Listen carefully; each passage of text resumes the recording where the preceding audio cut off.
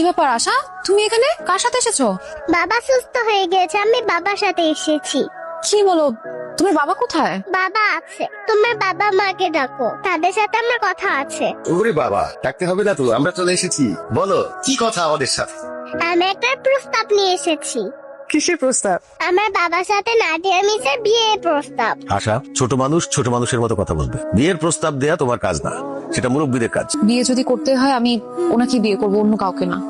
আর তোমরা যদি আমাকে সুখী দেখতে চাও তাহলে এই বিয়েতে আপত্তি করো না প্লিজ। Thank you miss. বাবা, কি মিসের সাথে কথা শেষ হয়েছে? এখন চলো বাসায় চলো। তোমার জন্য একটা সারপ্রাইজ আছে। কি বলো, আমার জন্য সারপ্রাইজ? কি সারপ্রাইজ? তুমি তো শুধু বিয়ে করতে চাও, এতদিন তোমার বিয়েতে আমি বাধা দিয়েছি, আজকে আমি তোমার বিয়ে ঠিক করে ফেলেছি। কি বলো, তুমি আমার বিয়ে ঠিক করেছো? কার সাথে? দাঁড়া, আমি তোমার হবু বউকে ডাকছি। মিস, মিস, এই হচ্ছে তোমার হবু বউ। আচ্ছা, কি বলো এসব তুমি?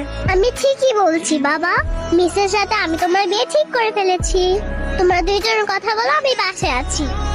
সরি, আপনি আসলে আশার কথা কিছু মনে করবেন না। আশা আপনাকে খুব ফলো করে। আপনি যে কালারের ড্রেস পরেন ও সেই কালারের ড্রেস পরতে চায়। আপনি যে কালারের নেল পলিশ দেন ও সেই কালারের নেল পলিশ দিতে চায়। আসলে ও আপনাকে ভীষণ পছন্দ করে, এই জন্য হয়তো এই কথা বলেছে। আপনি প্লিজ ওর কথা কিছু মনে করবেন না। আমি কিছুই মনে করিনি, বরং খুশি হয়েছি। আপনি আশার অভিভাবক হলেও আশা কিন্তু আজকে আপনার অভিভাবকের কাজ করে ফেলেছে। মানে কি করেছো? আমার বাবা মার কাছে আপনার আর আমার বিয়ের প্রস্তাব দিয়ে তাদের রাজিও করে ফেলেছে। মা, ও মা, এই কি সমস্যা, এত ডাকাডাকি করতেছো কিসের জন্য? কি কি লাগবে? আমি স্কুলে যাব, আমাকে রেডি করিয়ে দাও।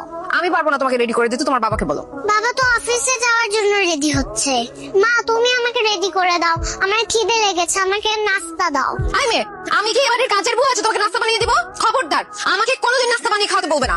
কি ব্যাপার নাদিয়া, তুমি আশার সাথে এরকম চিল্লাচিল্লি করছো কেন? তো কি করবো এখন আমি? তোমার মেয়েকে কি মাথায় তুলে নাচবো? ওর কত বড় সাহস, ও আমাকে বলে নাস্তা বানিয়ে খাওয়াতে।